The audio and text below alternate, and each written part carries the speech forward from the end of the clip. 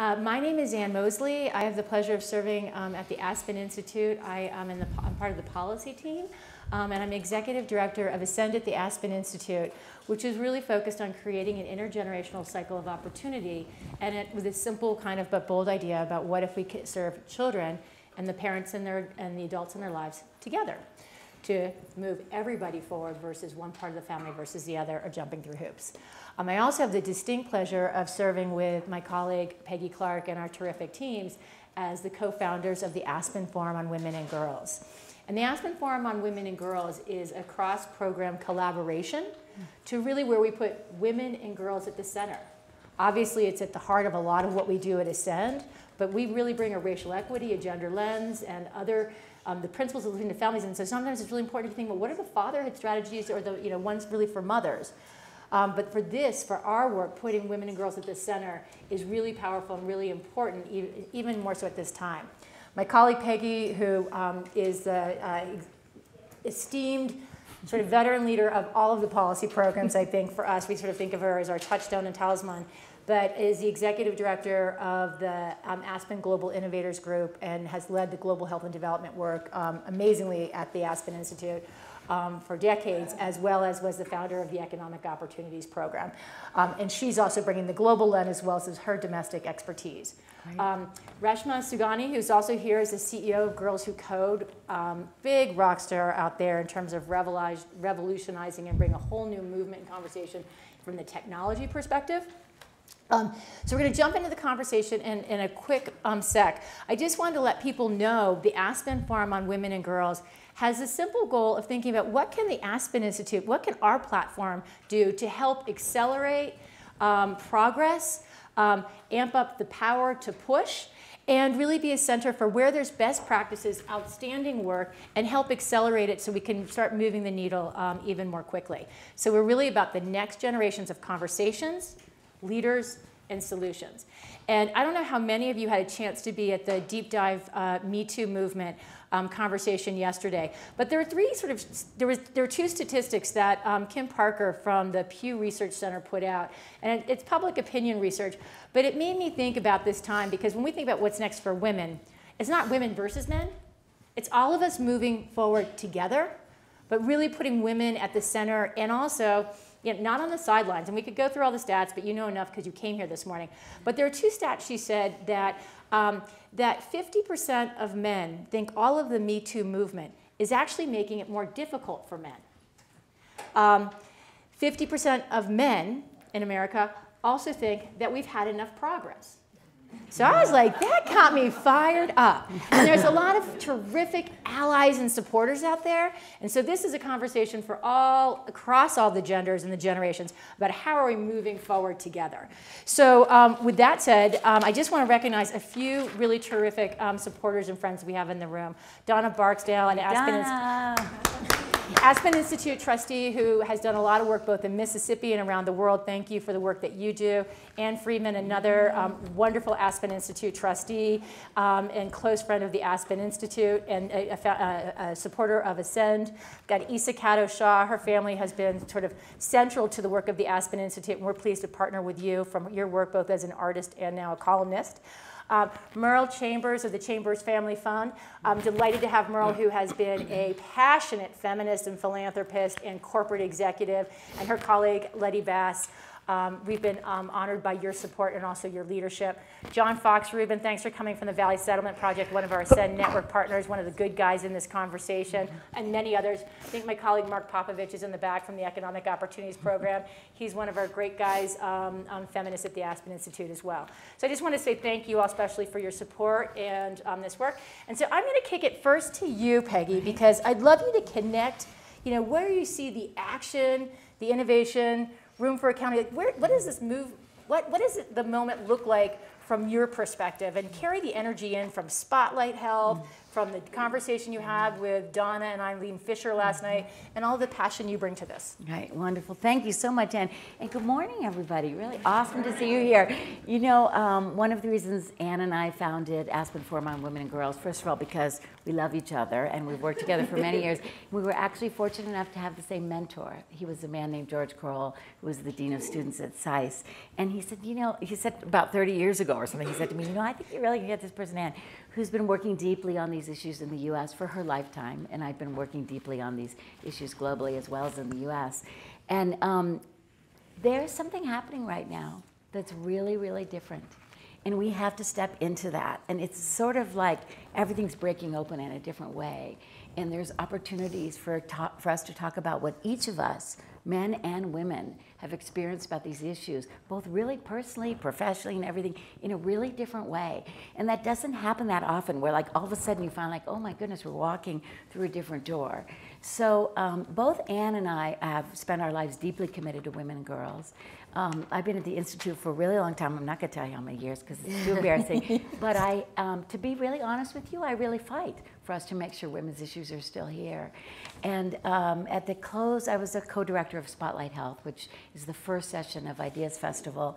And we had in our closing panel, if any of you haven't had the chance to see it, it was Ai-jen Po, who's with the National Domestic Workers Alliance, Ava DuVernay, and then the editor of Teen Vogue. And for any of you who know, Teen Vogue is like rocking it out there, is taking a really political stand. It's a different Teen Vogue than when we were little. But Ai-jen Po just had come from the border, and she was talking about how important it is for the Me Too movement to include everyone and the issues that we're facing us all. And then Ava DuVernay, of course, in her work, is just completely transforming what is seen as valuable within the industry of entertainment and films.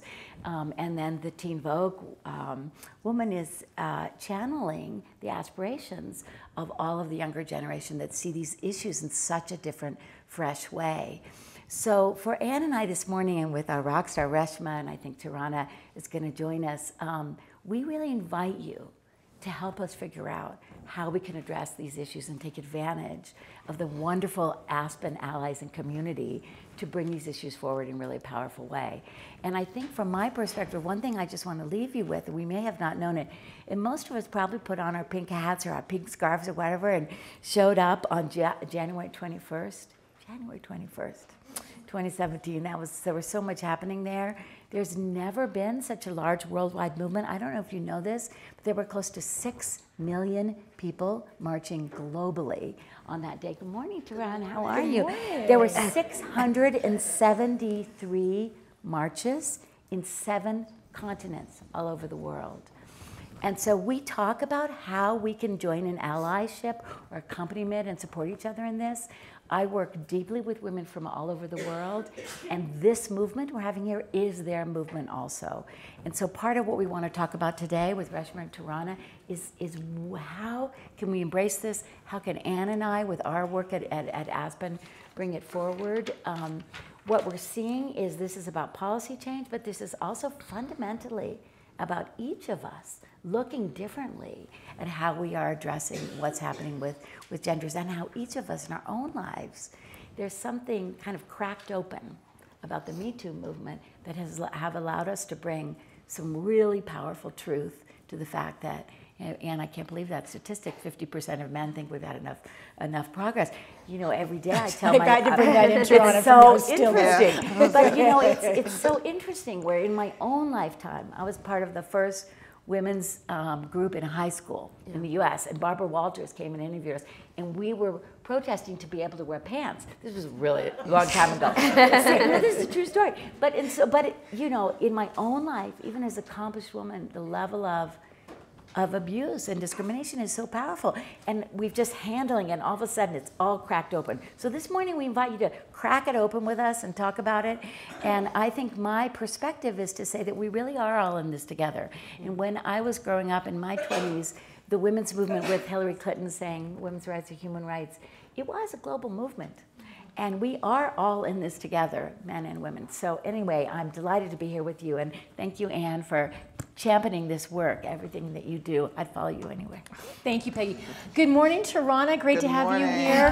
We're for just having a joining little us. bit of coffee and catching up. So if you want any coffee or tea, just let us know just tell besides us, the we'll- water. water I don't want for to now. project my caffeine needs onto you. But welcome. So I'm going to next go to Reshma and just share. Your work is so powerful. It's so exciting. So share just a bit about your work and then how you see it fitting into where we are in terms of this moment and also going forward. Yeah. Hi. I spend my life teaching girls how to computer program, and I really see my work about power.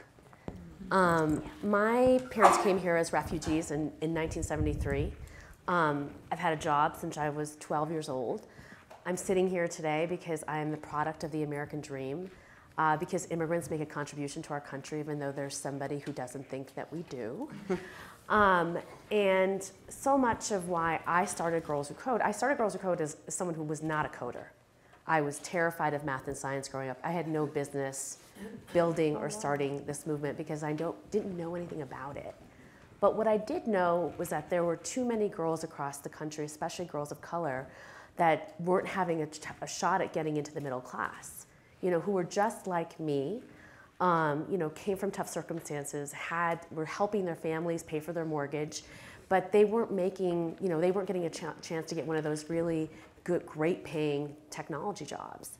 And I thought, at a time where, women are the majority in college, right? The majority in the labor force. We make up 42% of all breadwinners. We were declining in an industry that is literally shaping our world. And so I started Girls Who Code to change that. And over the past 6 years, we've taught 90,000 girls to code in all 50 states. Half of the girls we teach our families are living under the poverty line. Half the girls we reach are Black and Latina. And so there's not a college campus that I don't go to and a computer science department I don't walk into where I see our girls. And so I feel very lucky to work on an issue that I actually think that we can solve. One of the things that has surprised me, so when I started Girls Who Code, I believed that the technology community was benevolent, that it was a true meritocracy, right? That it was a community of nerds, and if you're a nerd, they'd let you in. Not true. And so in the past 6 years, what became as something nice and wonderful has really become a fight. And you see the white guy, I think a lot of these technology companies against Amongst Friends would say that one of the biggest lawsuits that they get are from white guys suing them that they're letting too many women and people of color in an industry that is less than 12%. So we're in a fight and in a battle because we've now filled the pipeline. That's not the problem anymore. They can't say that they can't find us because we're here. Now we just got to make them hire us. And that is not proving to be an easy thing. But I'm keeping a list, and probably like Tarana, when Reshma starts keeping a list, it's not good for anybody, And so things are going to change, but we have to continue to basically make things change. People don't give up power. We have to take it. And this conversation is a conversation about power. And because don't believe that in a blink of an eye, all these jobs will be in technology, and our girls will have to have this skill set. So I think that is very important. Yeah. The other thing that I've been seeing a lot, which has really, is while it's never been a better time to be a woman in our country, and I've seen more girls wearing girl empowerment t-shirts. I've also seen more girls saying to me, Miss Saujani, I was playing basketball the other day, and the boys told me that girls don't play basketball. I was speaking to a middle school teacher in New Mexico who was telling me that her biggest problem right now is that there are boys in her classroom that are grabbing girls' private parts and saying, I trumped you. And I think, Tarana, you talked a lot about this, in your panel yesterday. It's, sexual assault is at the core, right? And sexual harassment. But what people do to our bodies, the control that we have over our body is at the core. And it begins so young when people start trying to take this away from our girls. And so we have, while in some ways, as we talk today about structures and institutions, our country, the world's biggest role model to boys is Donald Trump. whether we like it or not. And our little boys are watching him. And we have got to, as we're thinking about the narrative of women and girls, we also have to think about the narrative of boys. I have a 3-year-old son. You probably see him running around somewhere here. He is on my lap all the time. In my house on Sundays is a house for the resistance, and there are women and powerful women all the time there in my home. And it's important for him to see this. So it's important for us to take along our sons with us, because this doesn't change, right? Yeah. Unless we really fight what I think is a hateful, evil role model that our young boys have today. Yeah. Thank you so much, Reshma. Really powerful. You know, on a personal level, I have a 15-year-old son and an 18-year-old daughter, and it's very, very active conversations. And, you know, for all of us, how are we actively raising the next generation at the most personal to the most structural? What is this going to, the trauma inflicted around this generation, broadly speaking? So Tarana, good morning. Thank you so much. What a conversation last night. Was anybody at the Jerome last night? My head was spinning. So just an incredible conversation there. And so thank you again for joining us. You know, part of what I just put out is we're just sort of talking a little bit about our work, where we're seeing the energy, the momentum, but then also still some of the barriers and the pushes. And the one thing I'd put out is we're bringing your voice into the conversation. So the Aspen Forum on Women and Girls is really a platform that we're really looking at. How do we help accelerate and contribute to, in a very robust, fabulous, diverse ecosystem, the next generation of conversations, leaders, and solutions. And obviously your leadership as the founder of the Me Too movement, as a civil rights activist and gender equity expert, your voice has been so deep, so explosive. So what is the world looking like for you as we, in the conversation this morning? Oh gosh. Bring it in. Yeah, the world, I feel like my view of the world, probably like most people here, it changes sometimes because, you know, in the moment when I'm watching children be incarcerated and ripped from their parents, it feels like the world is not a great place to be in, our world at least right now. It makes you feel a little bit hopeless, right? Like, I think I shared this story last night about how one of my, I say mentees, she's like a little sister to me, called me crying at like 3 in the morning because she's been at the border and she's doing, you know, she's a brilliant organizer, and she called me feeling depleted, you know, and so the world feels right now, it feels like overwhelming, and sometimes it feels like there's not enough of us doing the right thing and thinking the right things. But you know, I'm also forever hopeful, and I think that's almost a tool at this point. It's a tool in my arsenal to remain hopeful, because if not, then these moments would take you under. So, you know, my work is largely, before the world kind of knew me as this person, my work has been largely focused on women and girls for most of my career. And so funny to say career. Right? It just feels like my life. But, and I am, the other part that brings me hope is young people, in the way that, I know it sounds really cliche and really like, you know, I believe the children are the future, but I do. I think that the brightest and best things that I see are young people. I think that the way in which they embrace, while yes, I'm sure Donald Trump is a role model to a lot of young white boys, I don't think that he's a role model for children anybody of color. else. Yeah, yeah. And I think that and I also think that parents, you know, liberal parents or progressive parents are probably trying to protect their children from that, which is, I hope, are trying to protect their children from that. Although once they get out in the world, you can't sometimes. When we started doing the work, Just Be Inc. is the organization that gave birth to Me Too.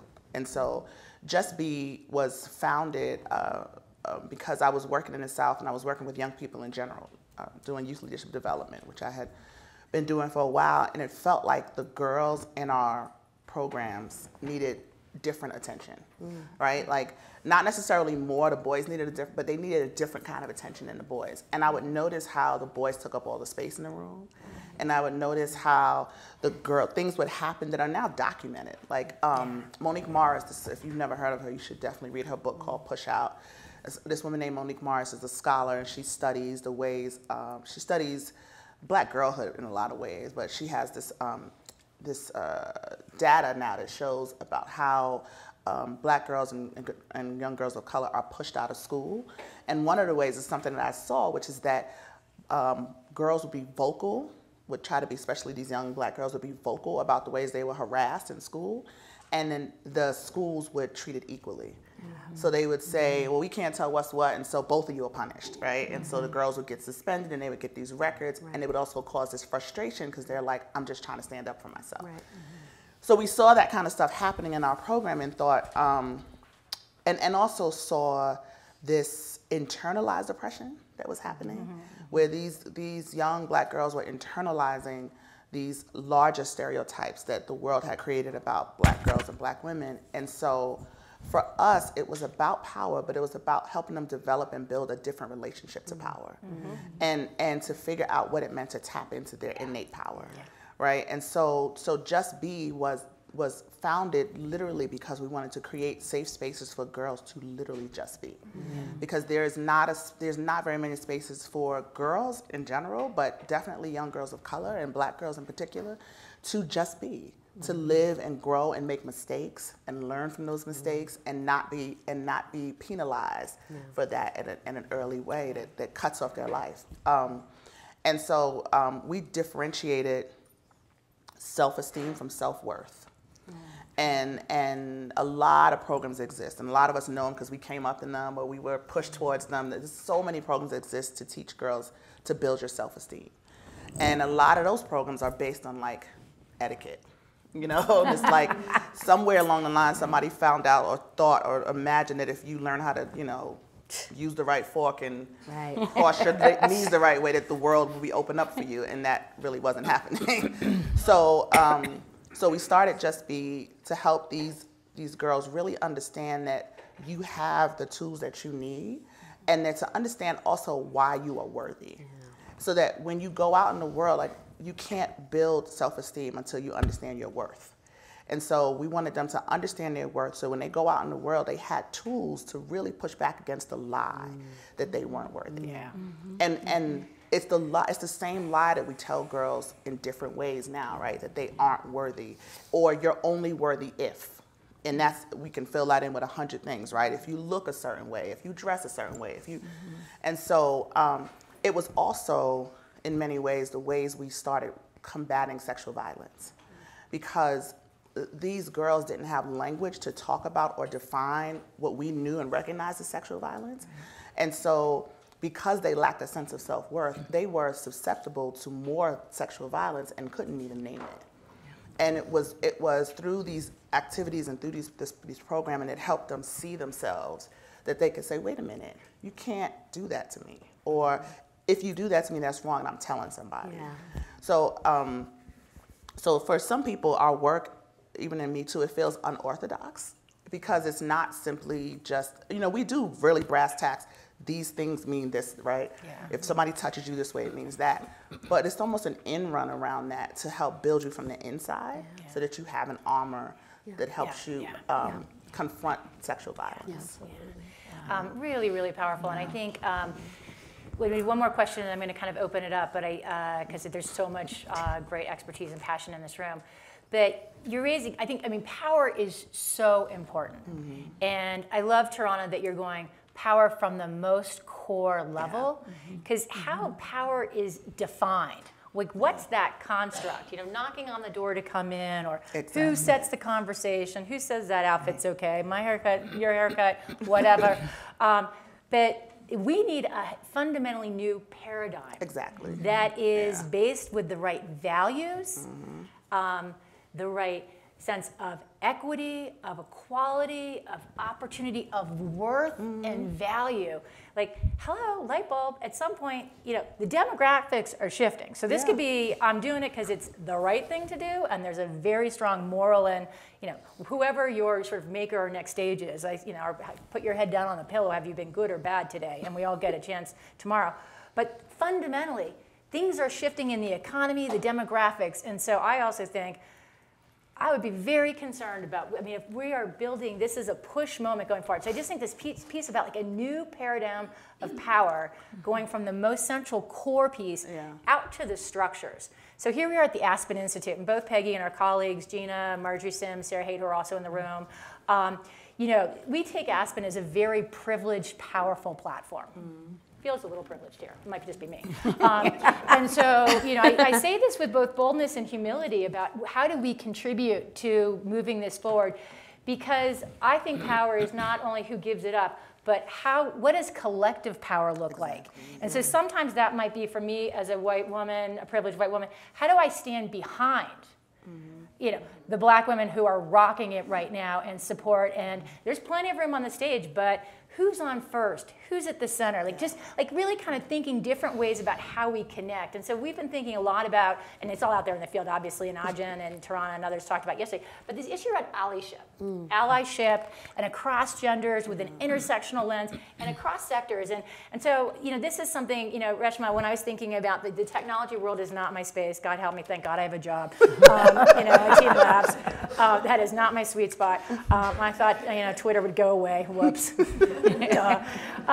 But one of the things about Silicon Valley that really concerned me, and I love your take, but also like more broadly, was when we looked at the stories I was hearing, again, from another very privileged world, like huge economic growth, like the physical nature of harassment and sexual violence that was happening in this new economy that was being created before our very eyes, that made me be so humbled that it's almost worse than better, because we think it's all sunny over there in you know, out in the West Coast, as an East Coaster. And so I'm just, you know, wondering, what are your ideas around different ways that we have each other's back across sectors, across race, ethnicity, geography? You know, what are your thoughts about how do we really think about a different way about power, backing each other up, and even working across sectors, or whatever way that means for you? Well, I feel like there's no better role model for this than Tarana.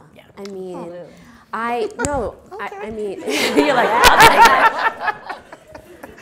But what was so powerful about Me Too, and that the idea of Me Too, is that it's a sisterhood, right? And that I think, as Ajahn said yesterday, courage is contagious. And this kind of circle that's being created around a survivor. And if we could replicate that idea of sisterhood and allyship, right, against every other industry that you're seeing these types of harassment happen, I think that we could really change something. And Silicon Valley, in many ways, is the worst. That's so interesting. Because what always shocked me is that, you know, when you look at the heads of many of these companies where some of these acts are the most egregious, they're young. They're in their late 20s, they're in their 30s, they're in their 40s. We raised these boys. And we know we raised them right? So they grew up with women who were progressive, who were feminist, and households where probably 2 people worked, right? And so you don't expect it, right? You expect it in some of these older industries and structures, but you don't expect it in some of these other places. And I think that in some ways was the most shocking for many of these women who haven't experienced it.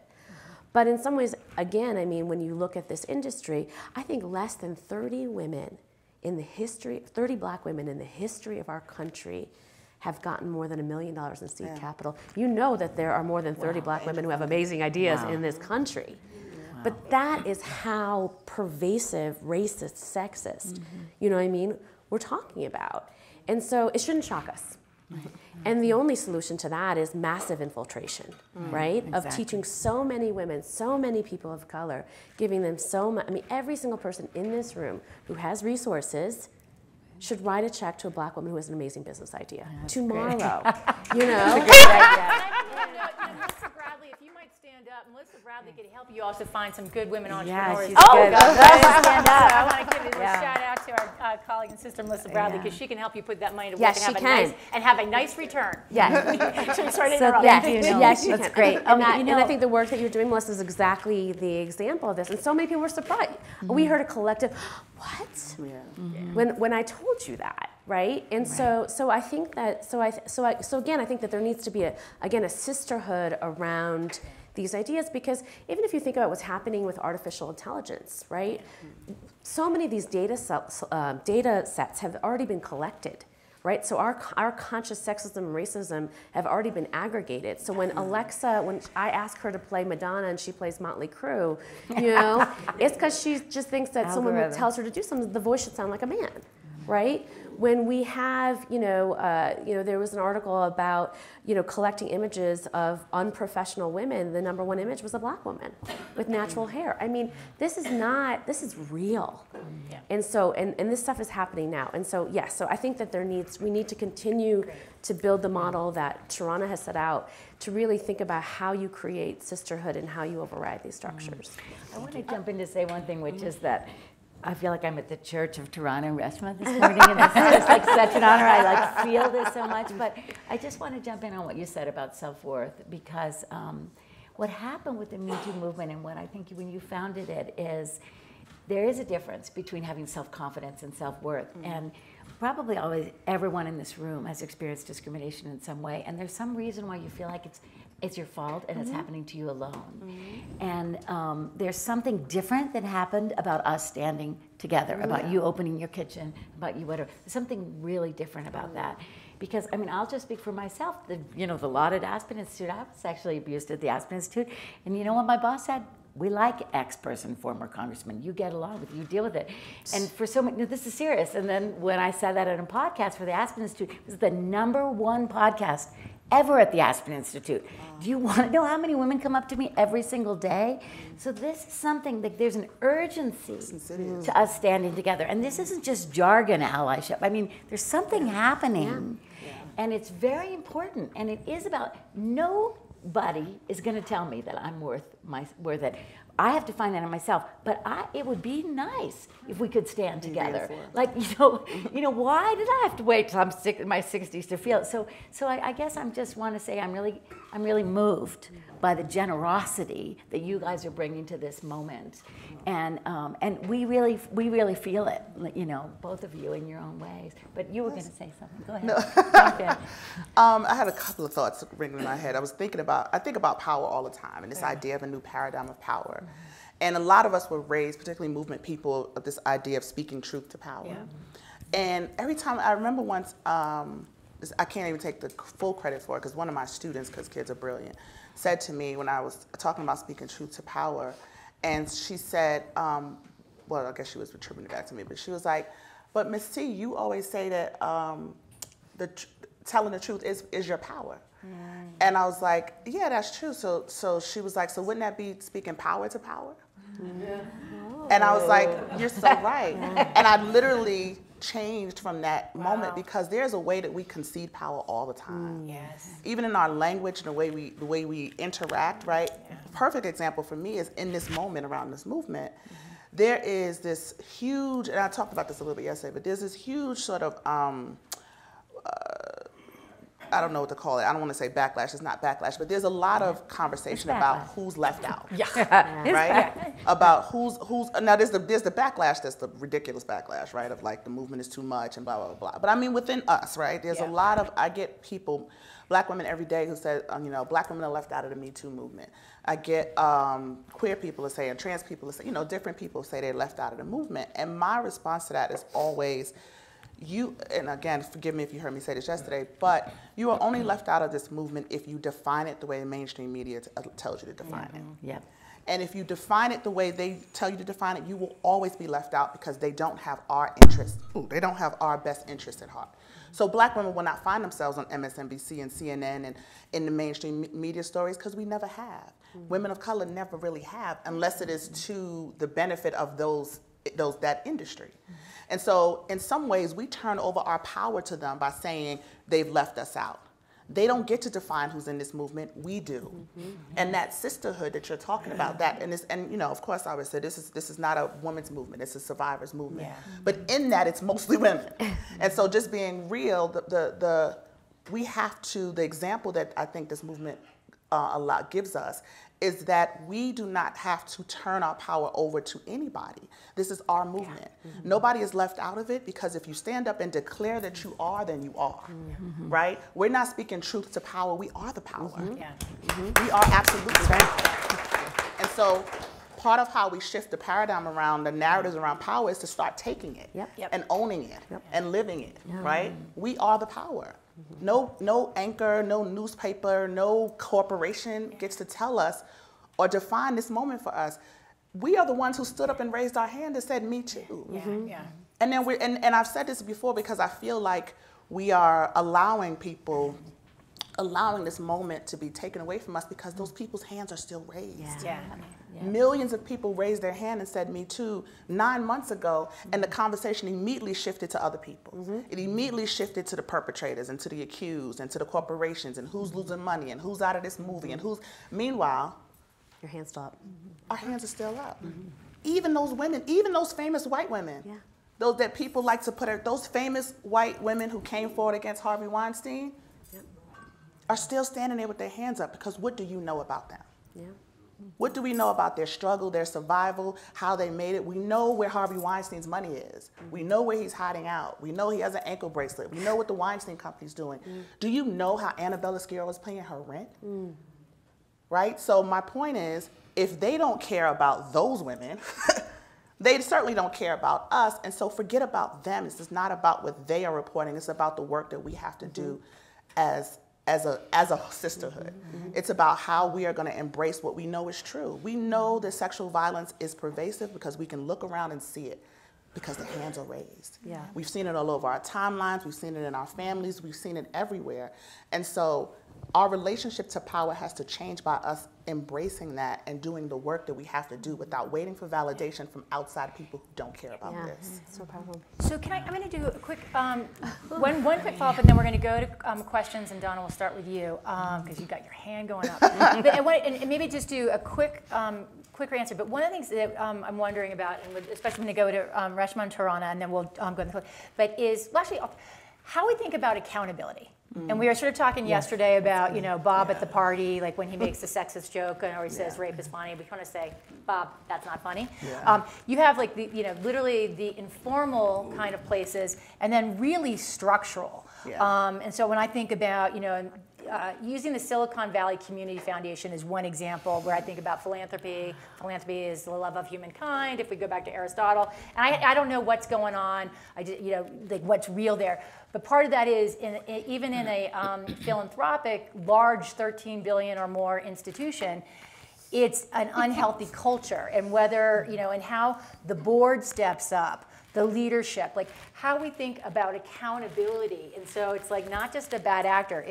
These are very personal acts, and then it's within a system and a structure. And so, I think a lot about in the impact investing world, like Just Capital is an interesting organization where they are really thinking about kind of what are metrics that guide people's investments, but the tools of accountability we have, or how you're thinking about accountability, so that we leverage this. And so maybe just some quick answers from you three, and then we're going to go out to the audience. So, obviously I think about accountability all the time in this moment, and people ask me about it all the time. So quickly, I would say this. I feel like because sexual violence happens on a spectrum, accountability should happen on a spectrum. And we should be thinking of, and accountability has to happen, I think of restoratively, in terms of restorative justice. And if you think of it restoratively, there's evidence, there's empirical data that proves that survivors of sexual violence don't think punitively. They think restoratively. And so when we think about accountability, it should be about what restores both parties, but it should come from the injured party. So survivors have to be central in deciding what accountability looks like and shaping that accountability.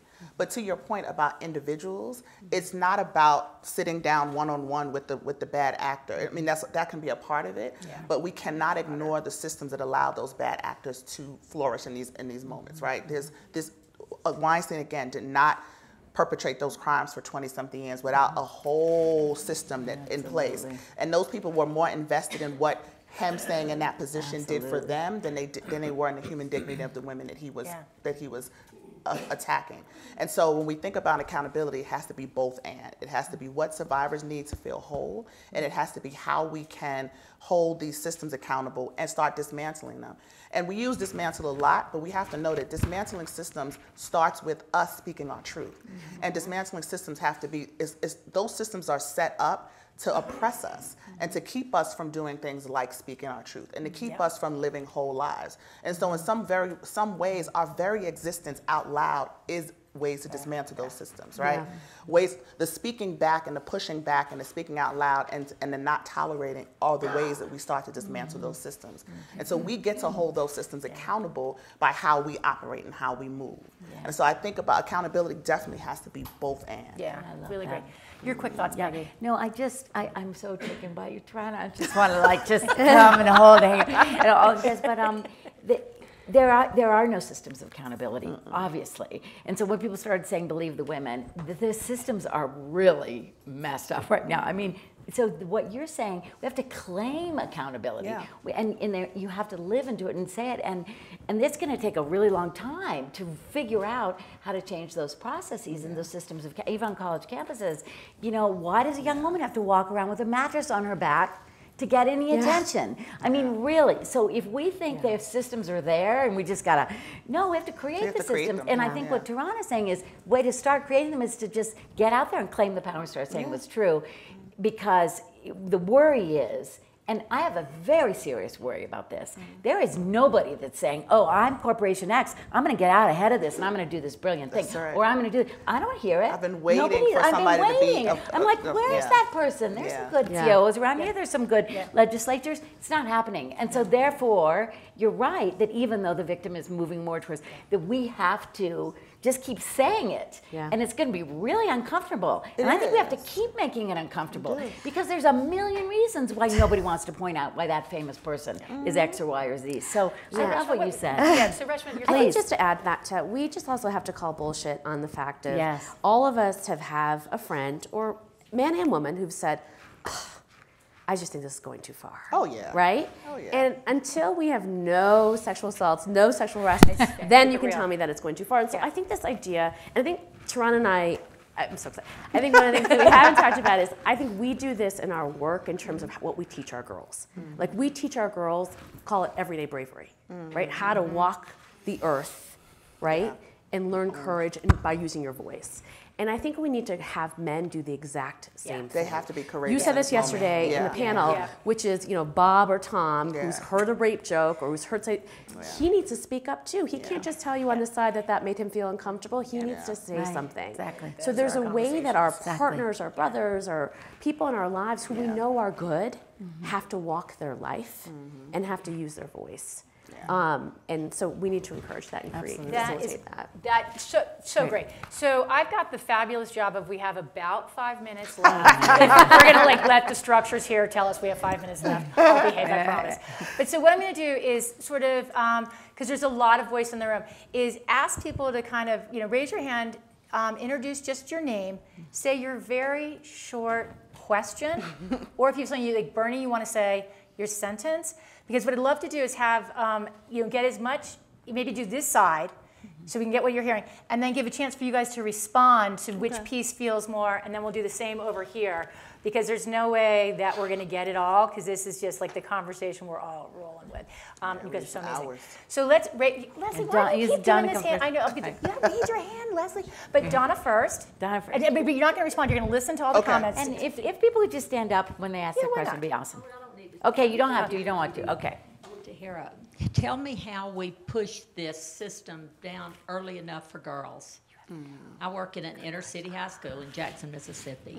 800 students, 50-something girls pregnant a year, 10 or 12 boys that are the baby daddy. There is a sisterhood that's okay. It's not with them. They haven't had the life experience to have that self-worth. How do we push it low enough? And it goes to mothers of young children too, but so many times These young girls don't have a mother example. Great.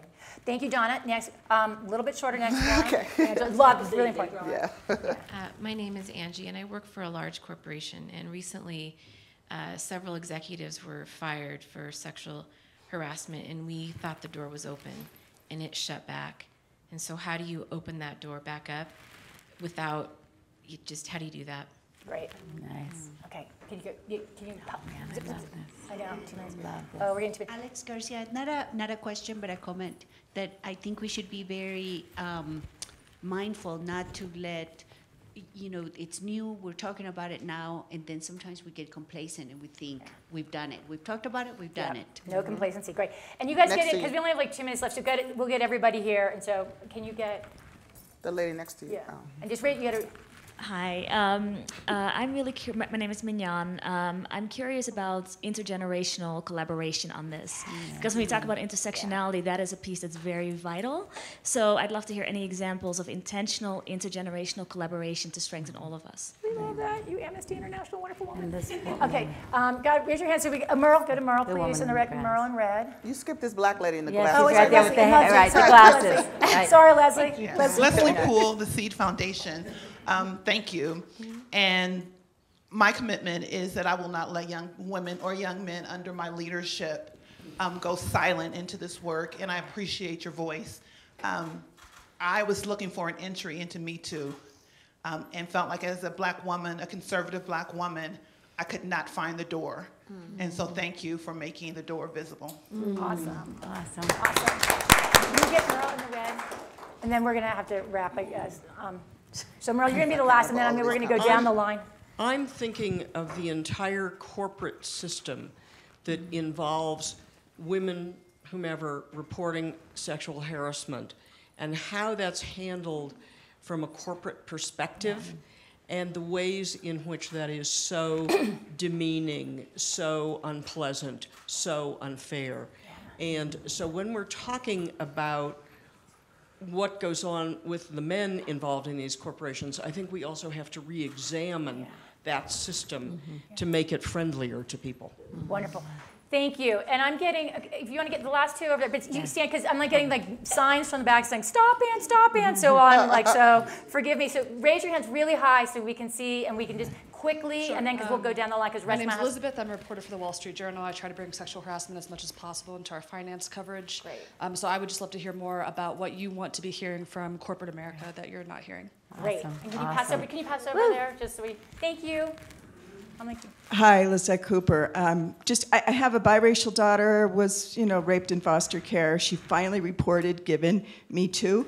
I think that made a huge difference in her life. But how do we continue to support the survivors? great. Yeah, absolutely. Thank Beautiful you. question. And there was two over here. Raise your hand so she can Very see. patient, the woman with the pink sweater Sorry. in the Okay, back. And then right. This lady up here in the front. I'm going to get switch it in here. Okay. How do we remember these And then questions? Reshma, why don't you love it. quickly? Reshma has to go to another. So I'm like in so much trouble now. So if I'm looking, crazed. Reshma, give your you've heard of these amazing comments and questions, and just again feel the energy of the room. Like we need not just 50 minutes for this conversation. Yeah. So final words as you head off to your next session that you're doing. Oh, okay. Gosh, this has been a powerful conversation. Look, I just think that we have to continue to do the work, and we have to just be vigilant. Like this isn't over. And I think we need to continue to put pressure, and I think we need to continue to give voice, to amazing leaders who are doing this work, and think about how we can continue to do that and to elevate the conversation and to put real resources into this. I know probably both of us, we run nonprofits. Yes. I strap my child to my back every day and raise money to continue to support the work, and so we need to, oftentimes, the people who are doing work for girls' education, it's the hardest for us. And so as we think about disrupting philanthropy, I think we need to think about how we solve that. Great core investments in this important Does work that and need me leadership. to answer all of these questions? Yeah. I just got the last word, baby. Just channel it. Okay, so Tarana, I'm going to let Peggy go first because I know No, she's not I going to take follow my you. time. Okay, I so you take take my time. Okay, so final word. Thank you, Abby. Reshma. Thank you for your leadership. We love Hey, it. Reshma. Woo. Final words to Tarana on close this out, my friend. I'm going to start with your question because I started this work in Alabama, and so it's not much different than Jackson, Mississippi, and I saw a lot of the same things that you saw. I think that you have to start really early. We started really, like, first grade, kindergarten early. But it's going to take that kind of work to change the way they think. But I'm gonna tell you this, when we started our girls, our program started in 6th grade, it did not take long. It's just a matter of somebody opening their mouths and saying it to them and being consistent. And so when they do what they see in front of them and what they know, until they see and hear and understand a different thing, they're gonna keep doing the same things. And then there's all these other layers of poverty and oppression that are happening in those communities that contribute to it. So it's a very short answer to a bigger problem, but certainly you have to start seeing these girls and they have to see themselves, and it may not be you as the person to do it. You have to find women who look like them, who can be examples for them and speak to them differently, and I actually know some people in Jackson who so after this I can connect you to, who are doing some great work.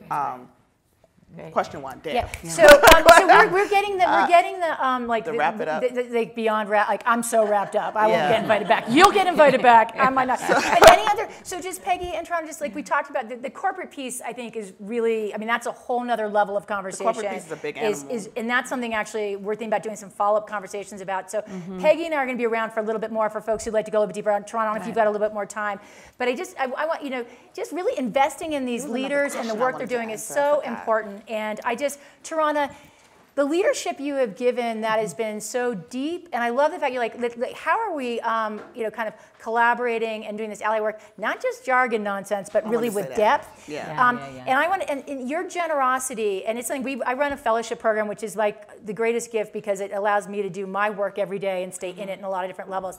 And we've talked about generosity from a science perspective as leadership. And when I first started tracking this, I was very worried it was a soft skill. And as I have just really over the past 7 years of adult learning it's the hardest, strongest, just like love is justice. And so the generosity of how you have led, just even in this moment, all the work you've done has set a stage for movement leaders and the broader community that I just, thank you. Thank you. I want to say one thing. Everybody in this room with so much power.